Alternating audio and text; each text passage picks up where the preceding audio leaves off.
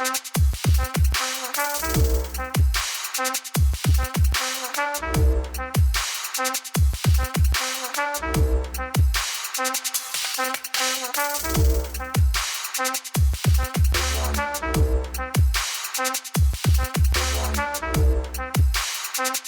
to the Circular Firing Squad. I'm Marty Jencius, a counseling faculty at Kent State University and host of CFS. Now, let me explain a little bit about what Circular Firing Squad is. The process came from a podcast I listened to called Clockwise, which is a great tech podcast, and they answer questions in 1 minute, and they answer tech-based questions. But I thought it would be interesting to extend it with a group of friends to a larger group. In the case of Circular Firing Squad, it's part rapid-fire questions and part group work with a fishbowl technique. So everybody gets in the middle at one point and gets to ask their question and get their answer. We have squad members who have submitted a question. We invite them onto the podcast, and they get their questions answered, and they also get to answer questions of other members on the squad. Everyone gets 1 minute to answer each of the questions. Many of us come from counseling faculty or practicing counselors, so some of the questions will take that direction, but you'll be surprised some of the great questions the group came up with tonight. There's no easy way to have so many people on this podcast at the same time, recording simultaneously and seamlessly, so bear with us and have fun with us along the way.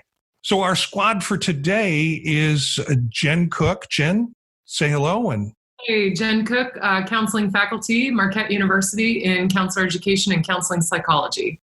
Elliott Ingersoll. Hi, everybody. I'm a professor of counselor education. I'm currently playing the role of chairperson for counseling, educational leadership, and adult learning. That department may not exist a month from now, but currently I'm the chair, so we'll see how it goes. And I also co-host the Apply Topically podcast with Dr. Stephanie Durkar. And we have Stephanie Marder. Stephanie.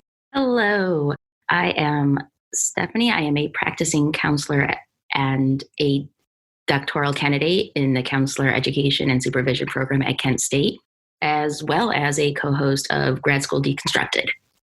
Gina Martin. Yes, hello everyone. So my name is Gina Martin. I am a current doctoral candidate at the University of Iowa, and I'm also an adjunct instructor at Northwestern University. I am also a co-host on the podcast Supervision Time. And we have Eric Perry. Hi, everybody. So I'm at Southern New Hampshire University, also a counselor educator, teaching online from Western Pennsylvania. So that's our squad for today, and we have our first question coming up from Jenn Cook. Yeah, so the question that I have tonight is from my experience as a counselor educator and as a counselor, in which finally, when people get to know the context of being in a counselor education program and get to know kind of the flow of counseling, it seems they start to smell a rat anytime they hear you start to maybe squint your eyebrows a little bit and raise them when they ask a question that they know the answer is going to be, it depends. So I'm curious, what is the most creative way that you all have come up with to say it depends without using the words it depends? Now, for me, I have decided to rely mostly on it's contextual. And to some degree, this keeps the counseling students at bay because we're constantly asking them to look at different pieces of context. When I was working with clients, they weren't impressed. So I believe Marty's the first folk to answer. Is that right? Yeah, ambiguity is my modus operandi. In fact, I would think of a counseling student I had one time in a situation where I was teaching a group of counseling students. I think if counseling students learn how to handle ambiguity with their clients, then they're going to be very successful. But in order to do that first, they have to learn how to handle their own ambiguity. So one time I was teaching a class, I was describing an assignment in the class, and I told the class that I'm leaving it ambiguous. And the reason I wanted to leave it ambiguous is because I didn't want my framework or ideas to influence their answers. Before I could finish saying that, a student shouted, "Dr. Jencius, you are the king of ambiguity." And it's good to be king. I enjoy that role. And if you need a response without using "it depends," for me, it's generally silence. And then it becomes real uncomfortable for folks. And so, that might be perceived as being very cruel, but it kind of puts them in a position of having to deal with their ambiguity. Elliott, you're up next. That was a good question. And yeah, I like ambiguity, but I've got basically two kind of stock responses. One is, well, I'm of several minds about that. And then I'll let the several minds talk. And then the other one is, hell, I don't know. I don't know. That usually covers my nut. Stephanie, what do you think? Oh, this is interesting. I tend to go back to a Socratic method and flip it around and kind of say, so in this situation, and repeat back all the facts to them and try to have them answer. Because I think, like Jen was saying, they know where these answers are and they're looking for something clear cut. And it's just asking them, because if they can figure out each step in each detail, they can come up with their own answers. Nice, tossing it back. That's right, hot potato. So, Gina, how about you? Yeah, I also think this is a really good question. I actually own it. So I lean into that discomfort with my students a lot, and I become the "it depends" queen. So they have quoted me, and I've had students in the past say, "I'm going to get you a mug saying "it depends" because you say it so often." And so I'll usually just make it humorous, and I'll just say, "What do you all think I'm going to say? It depends." And usually I get a few laughs, and then they have to lean into that discomfort on their own. But other than that, I try to mix it up sometimes here and there, just like Marty. I try to add in that ambiguity. You're entering into the field of ambiguity, so embrace it. What about you, Eric? What do you think? I really like the question as well. I think for me, I have one of those faces that's just off-putting, right? So I think I can do the silence thing really, really well. And I go with just guttural kind of noises. And after a while, they start to get it. I do the and the okay. And then they start to talk amongst themselves. He's doing it again. He wants something else.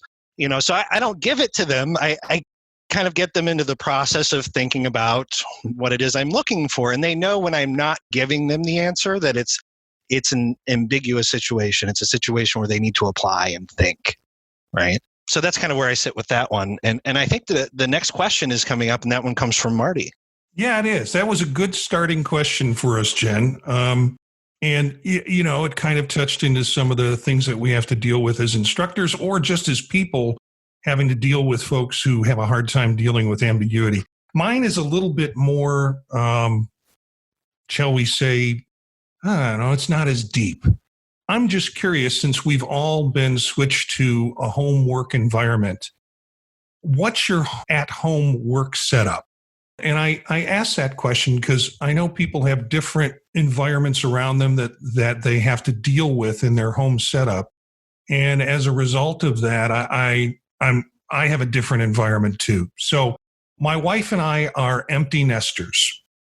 So I've moved my office into the smaller extra bedroom that we have, and Aileen has moved her office into the larger bedroom.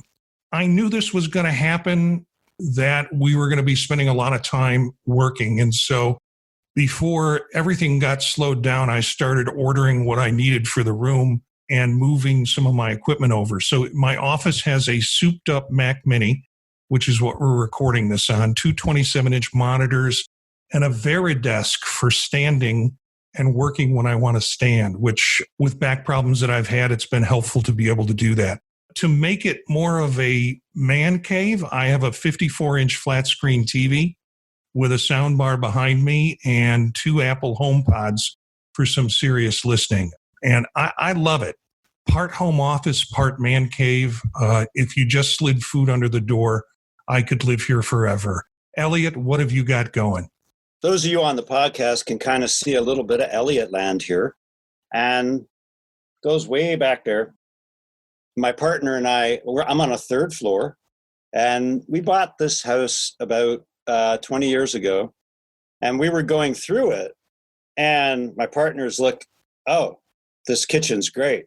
This first floor is great. The second floor is great. Then we came up here, and I said, you can do whatever you want with the rest of the house as long as I can take this third floor, which worked out really well.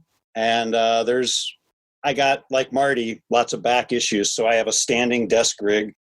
There's a couple guitars over here, and I keep drumsticks around because I have ADHD, and I like to, just kind of like tap out my ideas sometimes.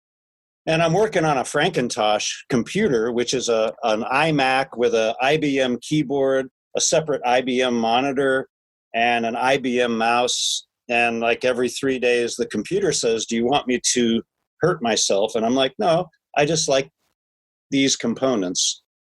So now, of course, I got a 17-year-old son. He's around the corner with his monster gaming computer, but it's an old house with wood lathe plaster. So we stay out of each other's hair pretty easily. How about you, Stephanie? Oh, well, nothing so fancy. Still working on actually setting up the actual office portion of our house.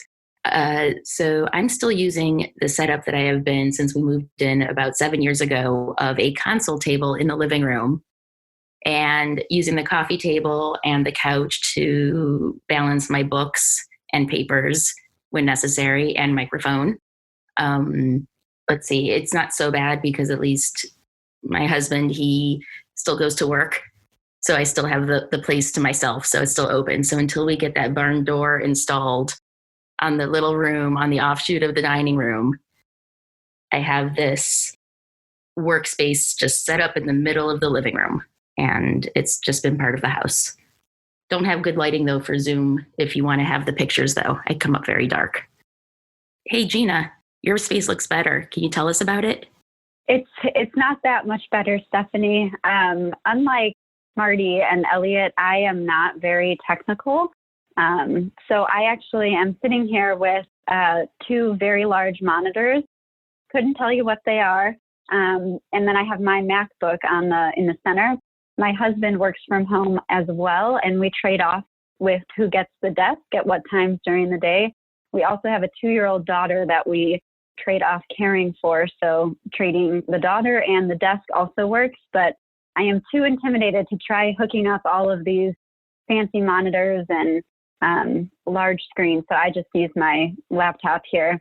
I also have my Peloton in the back. So this is my little sanctuary where I get to come and work out and work on stuff and escape the real world for a little bit. And if not the real world, I at least get to escape the 2-year-old for a little bit. How about you, Eric? Well, I'll start off with what you see behind me, and listeners obviously won't be able to see, is a very professional setup, a few kid color drawings behind me, and all the mass chaos is immediately to my left.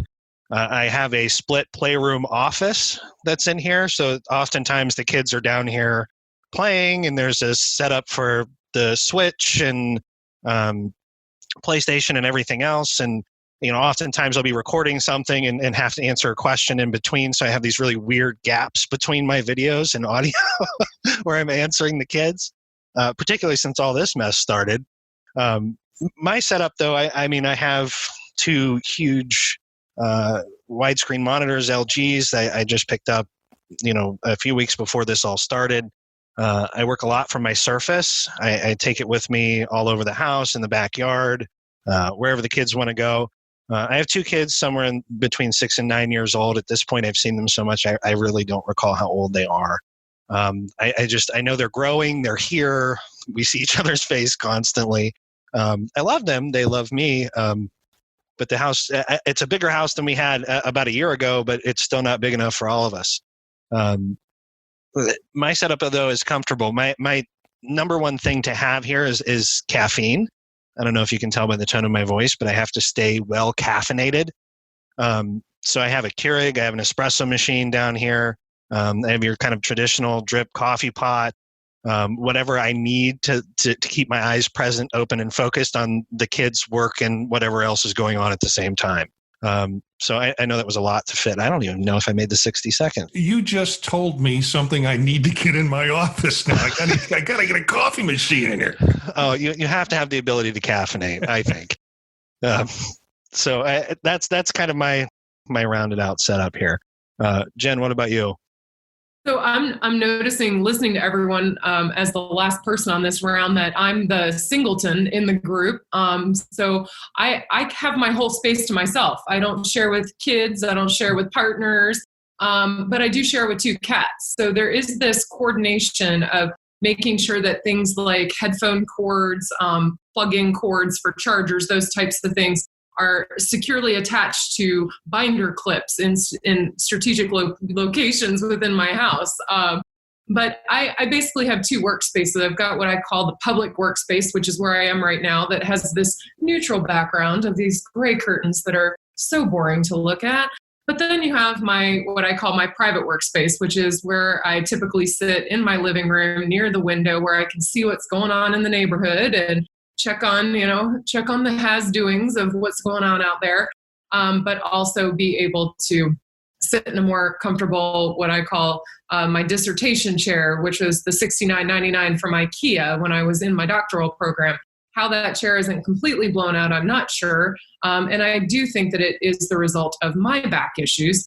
So when I'm in the public space, which is where I am right now, I actually have an end table that is on top of my pub style dining room table, in which I can put the laptop on top of that and use it as a standing desk with my Frankenstein. I didn't get quite the correct term, Elliott, with my MacBook Pro and my IBM keyboard and mouse to be able to use the standing desk.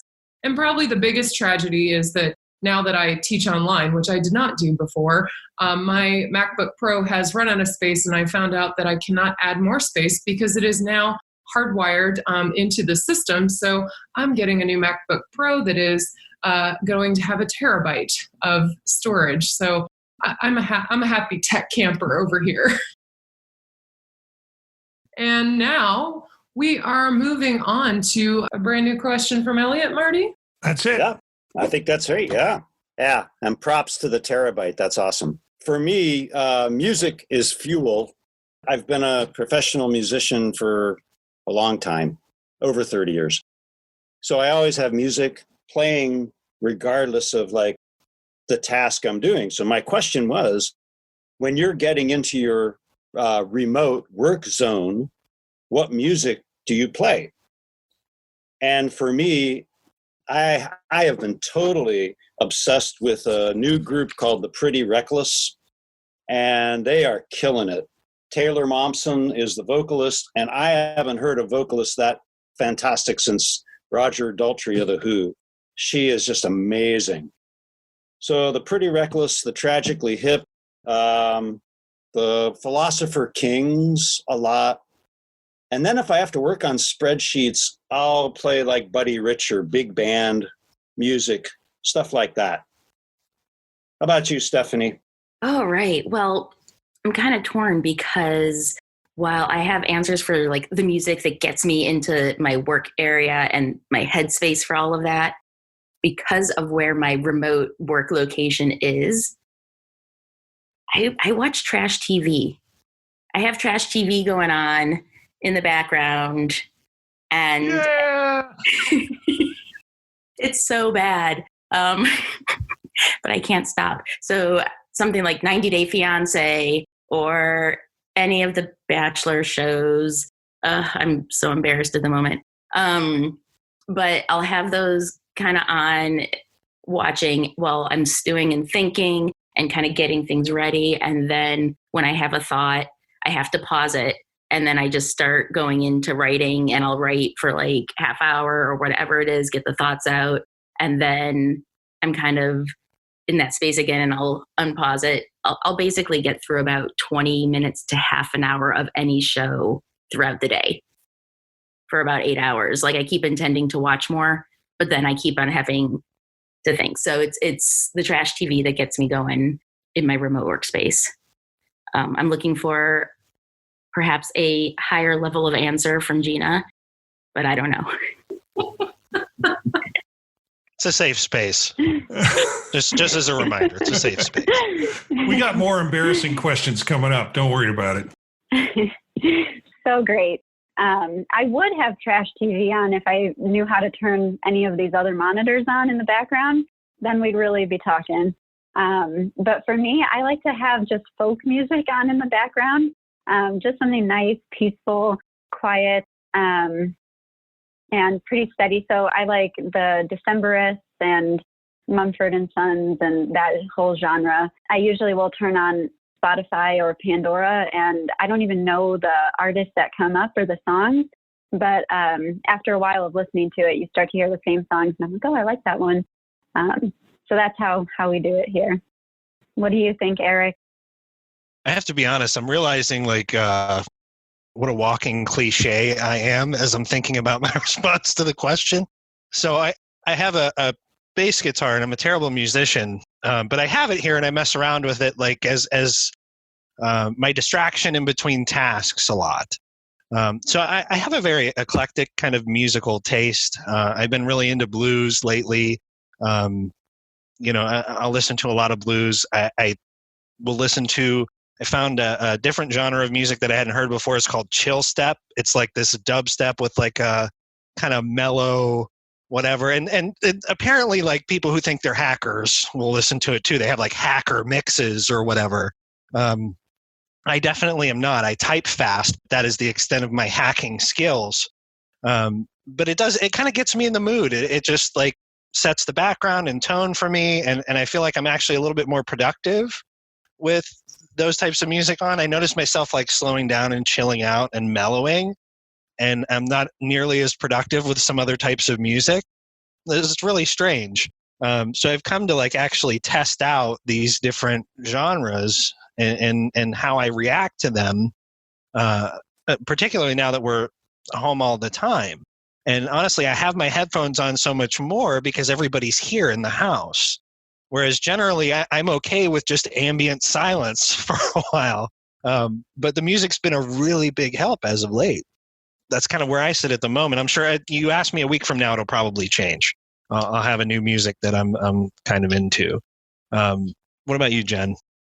I'm a music changer-upper. I developed a love for music when I was very, very young. I performed vocally for many years, everything from big band and jazz to show tunes and popular, what we would say are popular classics now, I guess. And I'll start to date myself with that. But I have to say that I think I'm motivated with my music choices by weather and mood. Whether or not the weather is fitting my mood, whether or not I need to change my mood, whether or not I am pumped about the fact that, for example, it was 72 degrees here today in Milwaukee for the first time since last year. These are big things. So I was ready to hear some summertime music and to start getting into that groove. But I have to say, like, I run the gamut. The mornings lately have included, and here's where the embarrassing part, Stephanie, comes in, 90s dance classics. Like in the club kind of music. I am a huge hip hop, R&B, even lo-fi hip hop, depending on the time of day. Soul. I love all of those types.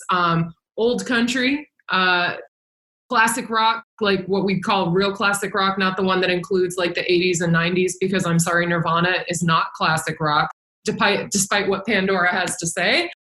Spoken as a child of the 70s, I just have to get that off my chest. But I do have some love for the alternative of the 90s, because that was my high school years. So of course I got some love for that every now and again myself. And sometimes I need to put on the Wallflowers because it reminds me of being in college and somewhat nostalgic. So I'm a mover. I move back and forth. And, sometimes I just got to put on the big band and really just rock out the way that I remember doing with my daddy when I was little, to the albums that we used to play in the big wooden case. But, not much Mozart and Beethoven going on over here. Wish I sounded a little bit more scholarly or something, but I think my roots are showing with the music types that I really enjoy. Throwing it on over to you, Marty. Wow, now I've got all these new things to listen to. The reality is I worked in commercial radio for years prior to counselor education, so I got musiced out early on in my life and did a lot of different, it was a lot of mainly classic rock, alternative rock stations. So I've kind of gone through that genre.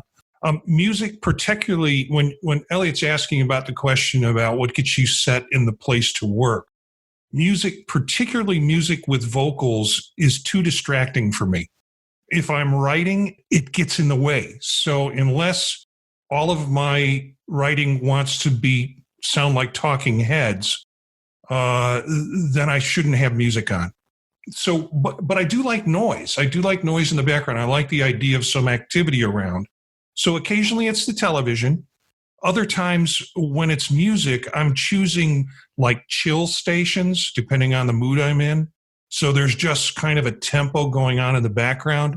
Or if I really need to crank something out, I'll get into techno music. I'm curious about what Eric had said in terms of that hacker music. Chill step. Yeah. It's the mellower dubstep. Oh, okay. Well, that'll work. That'll work for me. So, I get into some of the faster stuff when I need a quicker pace, but I can't do it when I'm writing or focusing on something. Vocal material I can listen to when I'm sorting files and things like that, because it doesn't get into my word processing issues. Lately, I've been listening to a lot of light classical because I can get that station through my television in here and play it through the sound bar. And it seems to work for me when I write. So that's really nice. So lots of great genres, lots of things to check out and get into. And Stephanie is at the same university that I'm at. And we're always having talks about music that we like. Lately, it's postmodern jukebox. I'm trying to find as much of them as I can listen to. But Stephanie, you're up with the next question. So I've been thinking a lot about just how we all put so much time into our lives and our jobs and especially in academia and everything that everyone's doing. And I was just curious, if you could just take a year off and do whatever you wanted to do, what would that be? No consequences, just do whatever for a year. And I think at this point for me, I need to travel. I would completely travel. I know that might be like a cliche kind of answer, but at the same time, 20 years ago, I thought, I have all the time in the world to travel. I'll be able to go everywhere, somewhere every few years. I'll take a good long chunk of time and go. And in that time, I've pretty much gone nowhere. Definitely not out of the country. Probably not going anywhere anytime soon. But if I could go, I would spend, because I want to live in these places where I would be going. So I'd want to spend 3 months in Australia, 3 months in Japan, 3 months Eastern Europe, and 3 months in Bora Bora, just to round it out. And if I had to just pick a few places and live differently and experience at least some big parts of the world, that's what I would do with my year. What about you, Gina? Yeah, I love that. I'm trying to think too. I think this is a really good question.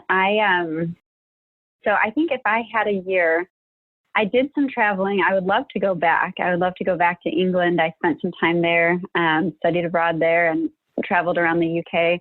And while that would be amazing, I would want to take my 2-year-old with me and just spend the year there or here or wherever, but with her. I went back to work really, really quickly after she was born. And so I feel like I haven't really had the chance to be home with her and really spend a whole lot of quality one-on-one time. And I know that's changing in these days. But I think just having no obligations, no schoolwork, no grading, no anything, and just spending time to focus on her would be great. What do you think, Eric?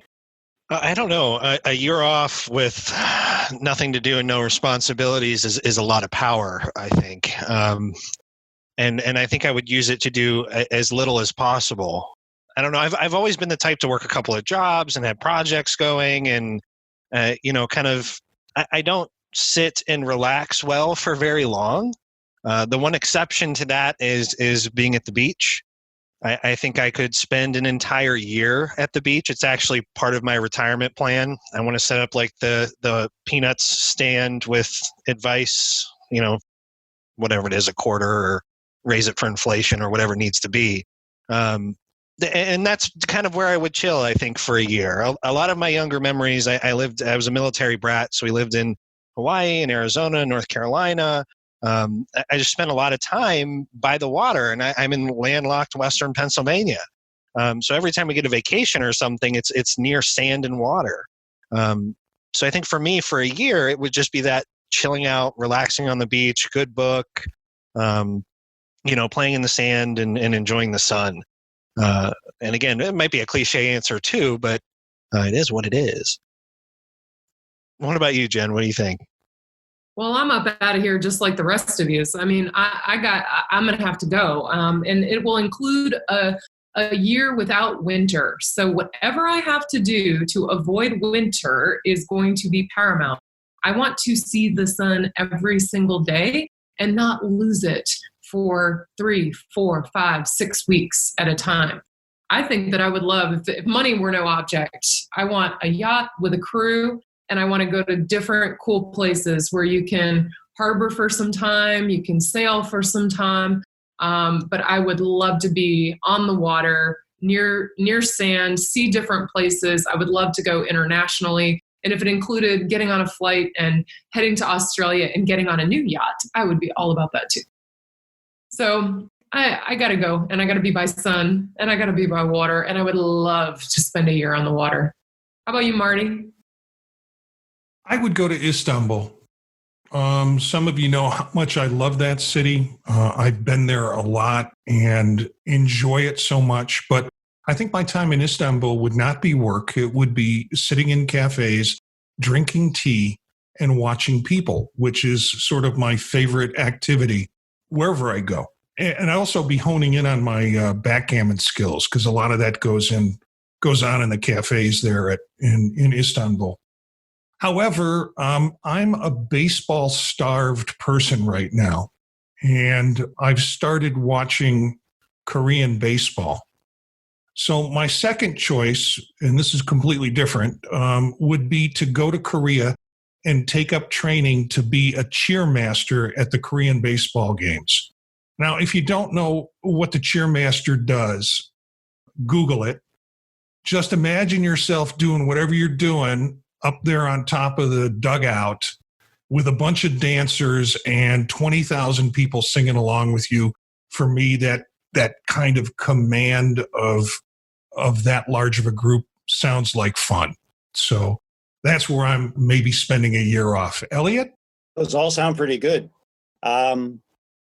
I kind of took the question at face value, and maybe I emphasized the no consequences part a little more heavily than some. But first of all, got to do a shout out to Pansexual Visibility Day. Hey, to my tribe. And honestly, what I wrote, if I could have a year off without consequences, well, I would work on, first I would go back to Canada. I had a lot of formative years there, and I am deeply regretting ever leaving. So I'd go to Quebec and I'd work on my fiction. I've been doing a lot of fiction writing, and what I would want to do is explore perceptions and experiences of intimacy among pansexual people. And in all sincerity, partly from a scholarly interest, partly from personal interest, but just, I find that fascinating. And of course, I would play as much music as I possibly could, bass, guitar, drums. And I would see now, I like the heat for my joints, but I love winter, and I love real winter. So going farther north, that would be fantastic for me. I got to have winter too, Elliott. I got to have winter. And if I got to go back to Canada, I might get to meet two of my heroes, Andrea Subasati, who's the editor-in-chief of Rue Morgue magazine. It's a horror fan magazine. And Alex West, who writes about horror cinema from a feminist perspective, and they have a podcast called Faculty of Horror, and I just think they're tops. So that's what I do in Canada. So that leads us to Gina's question. Is that correct? Yep. Gina.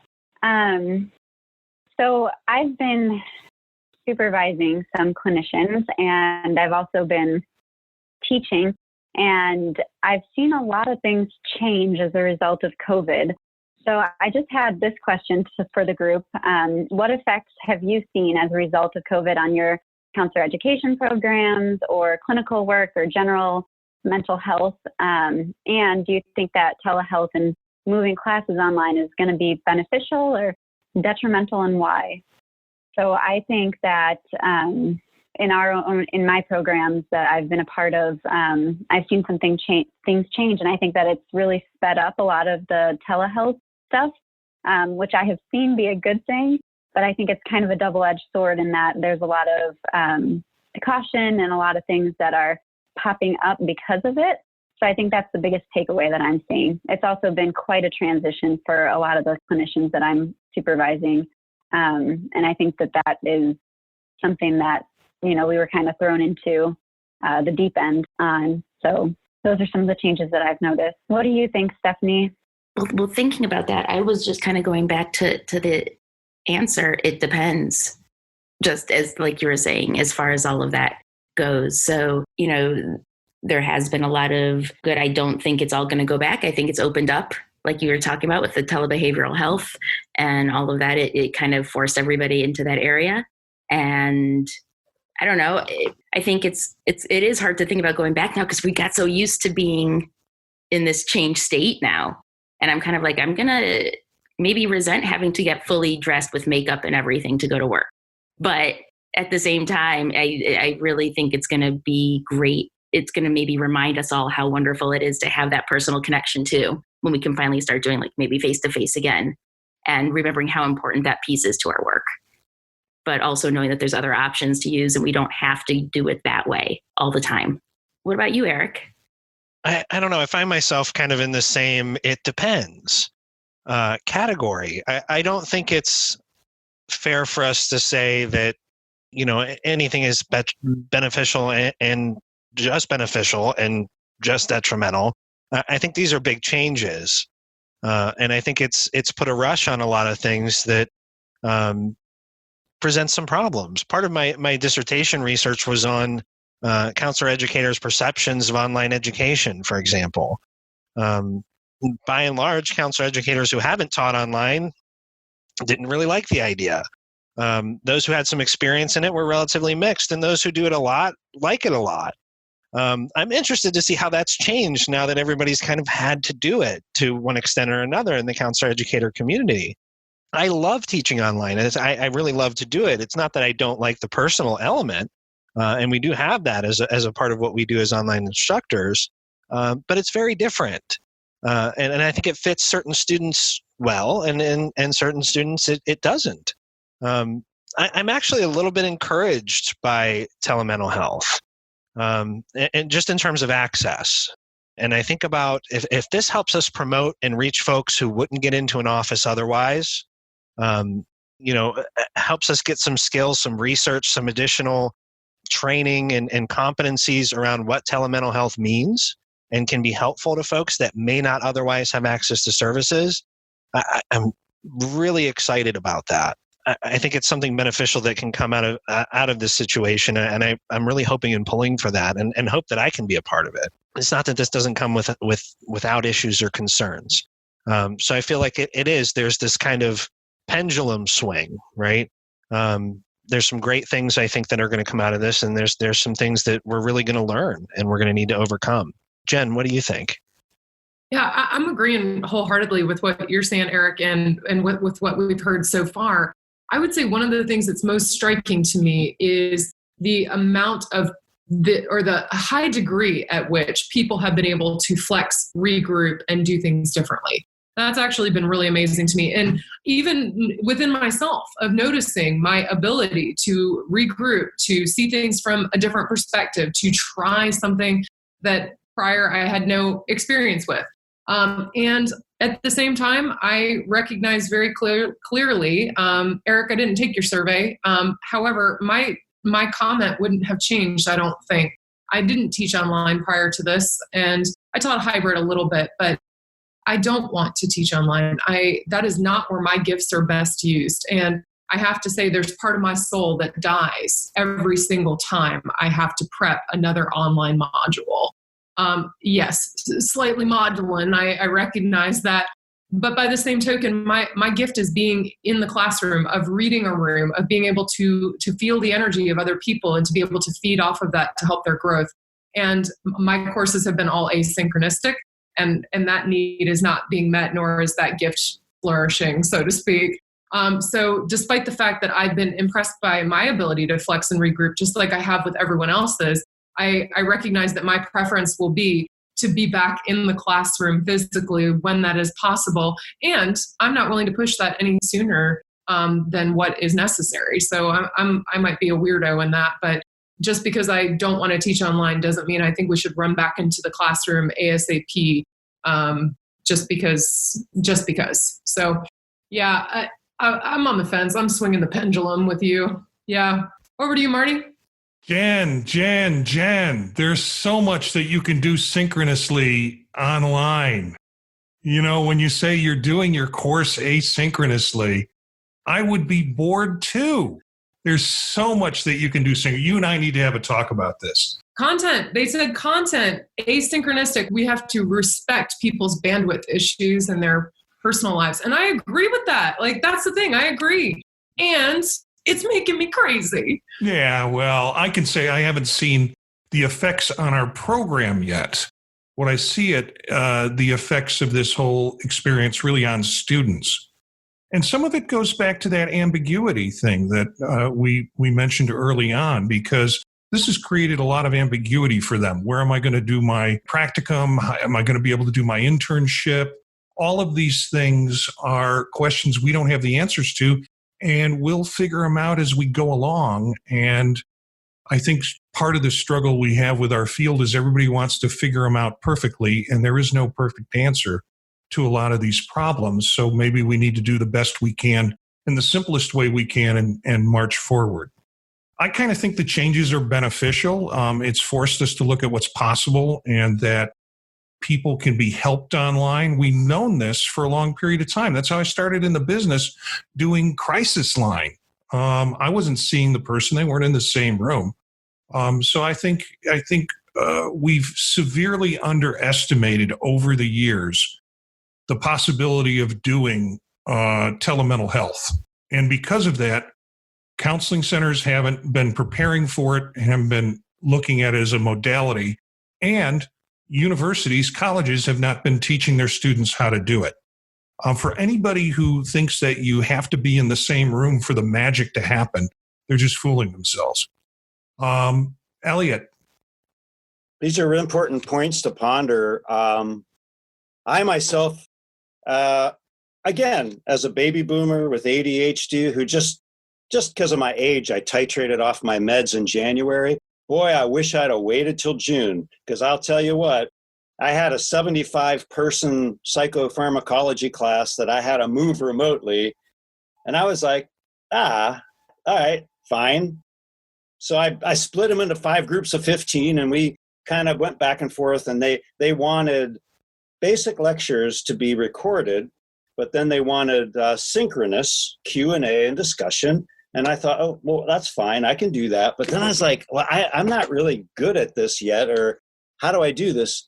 For my Zoom account at Cleveland State, I have a picture of me and my teaching assistant, who's a ventriloquist dummy named Carl, who I got from Father Christmas in 1968. And I was like, well, okay, this could work. And we used a recording technology called Panapto, and the cameras are weird. So Carl's head and mine, they look the same size. And it was kind of freaking me out. And I made him a little mask and everything. So kind of doing the asynchronous recordings with Carl really brightened things up for me. And it gave me kind of a foil and someone to throw the wisecracks in.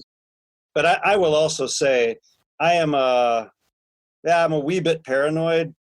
I think legislators who love to hate higher education have been waiting for this moment, and venture capitalists with MBAs who think they know more about higher ed than we do. They go by the name of online program managers. They are swooping in at our weakest point to take advantage of that weakness only because they have money. And it is a perfect reflection of it's a microcosm of the 1% in this society who thinks they can do anything just because they have money.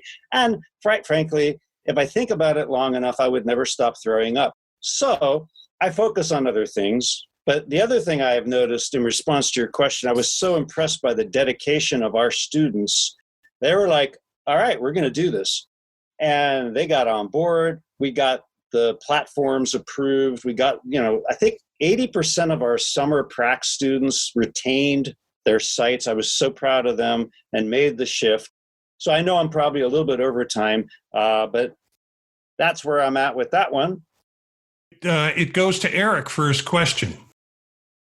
My question, I guess, follows a little bit different tone, a little bit different path.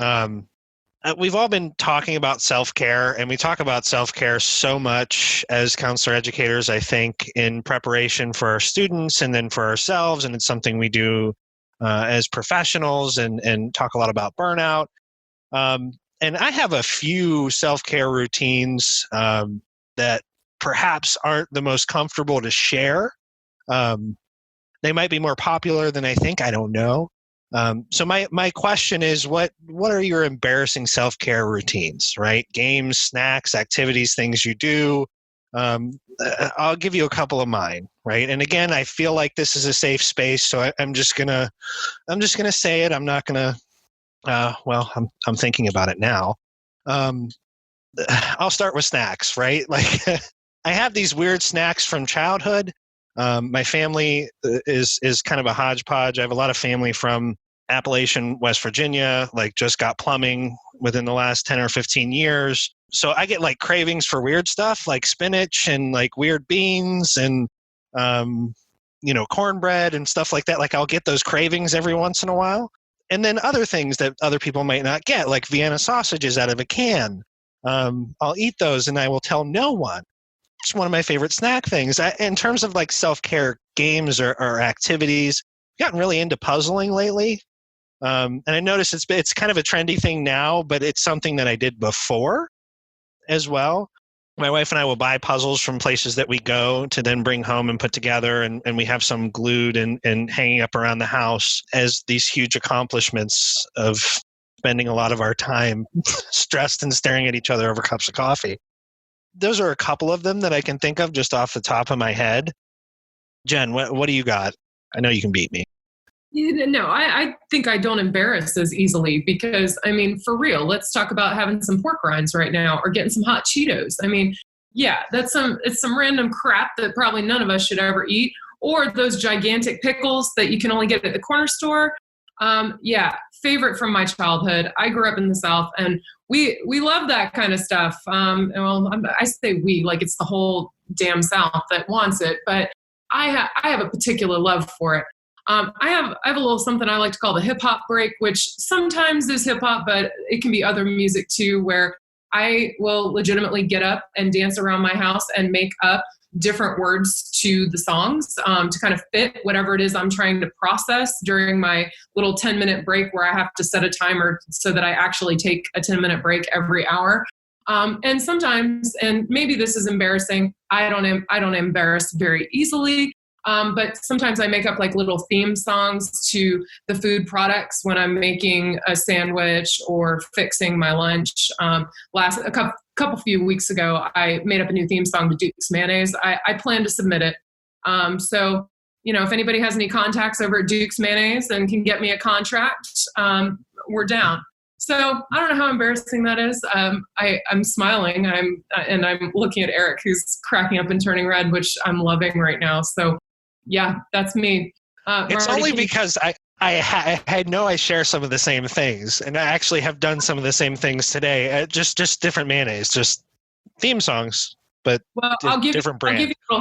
I'll give you a little hint. You need Dukes. Duke.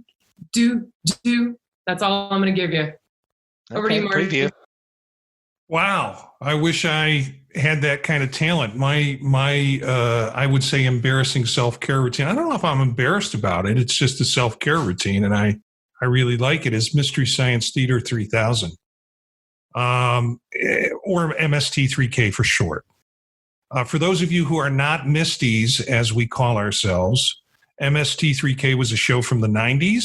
Where essentially comedians are lampooning really bad films under the soundtrack of the movie. So you can watch the movie and then hear the jokes that go along with it. It ran for 12 seasons. The show's subplot is all described in the theme song.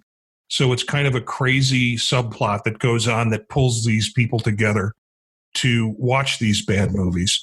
There's lots of 90s references. So sometimes even I'm like, I know that word, but I need to Google it because then I want to get the laugh after that. So use the Google machine if you're watching it. They came out with a new version of it, same framework written by some of the same writers.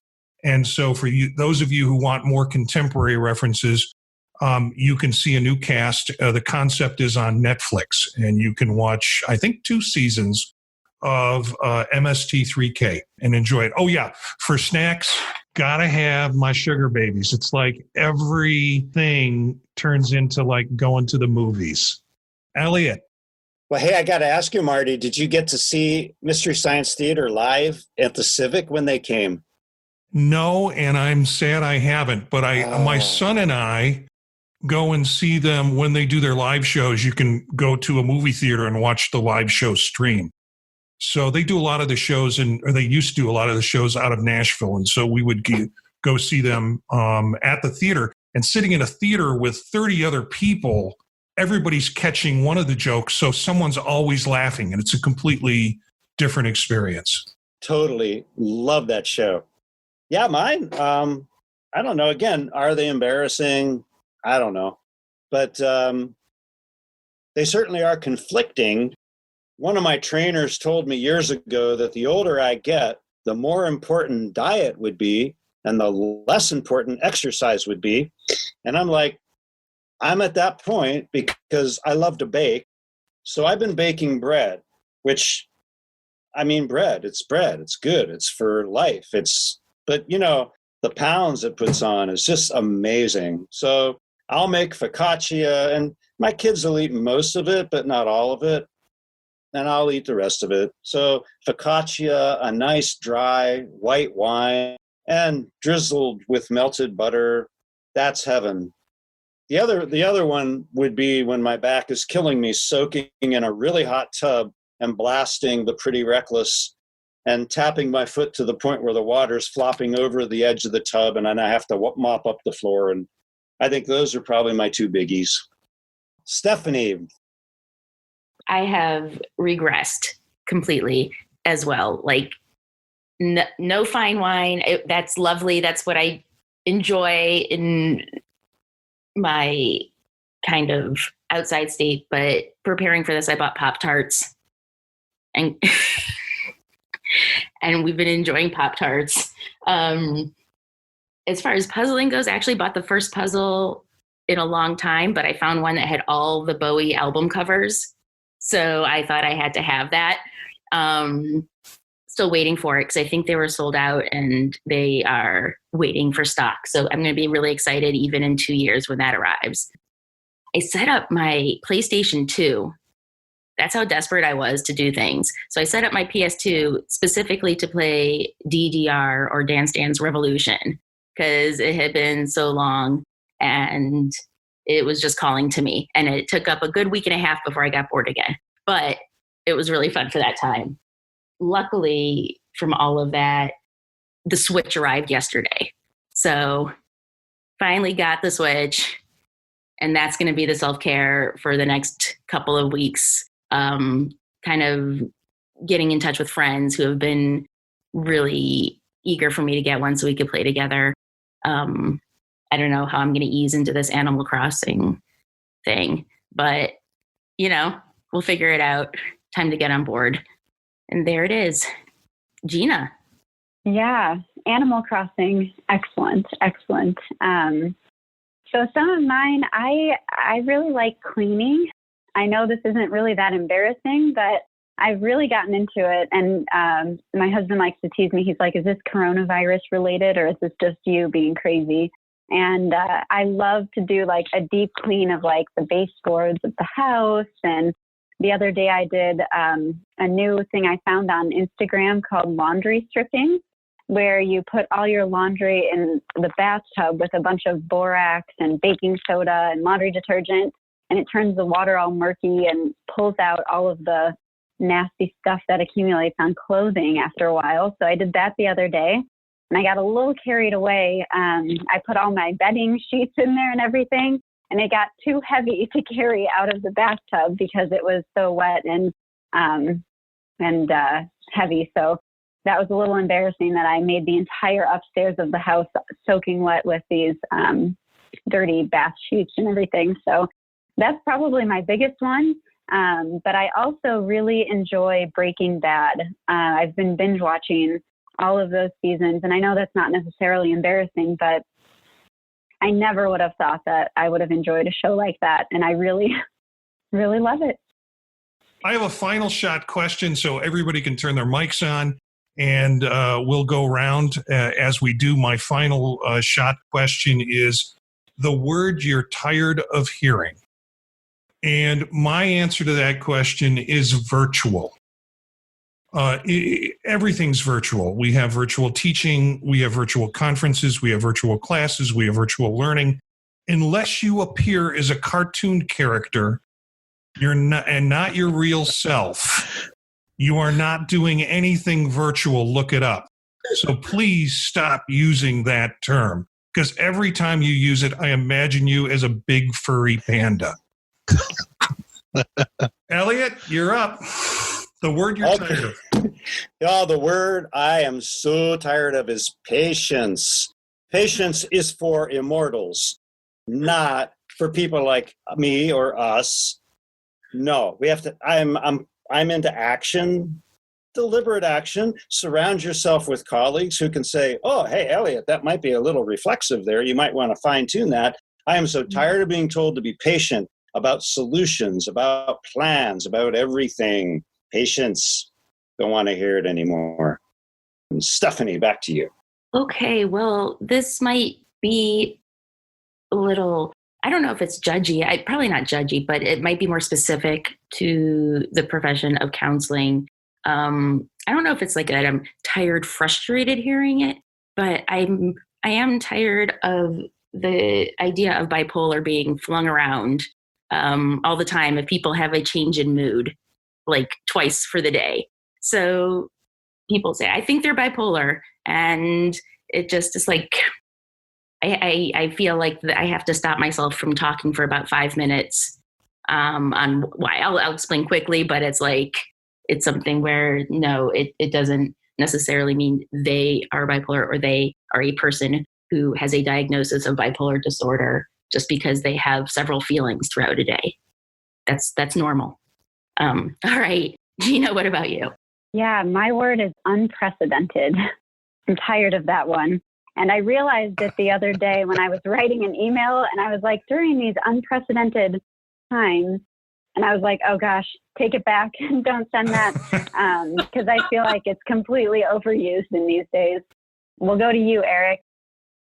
I'm over this social part of the social distancing.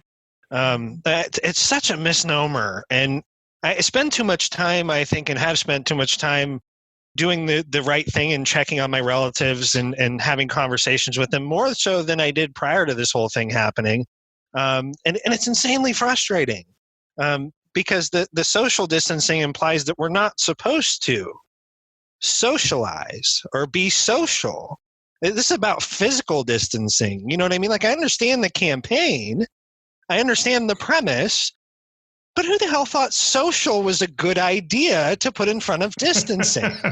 I don't understand it. And now I am being punished talking to everyone, again, more so than I normally do. And I love my relatives, but I love a comfortable distance and about 7 to 14 days between conversations. And, so I'm doing social I'm doing social distancing. That's what I'm doing. It's not what I'm not doing.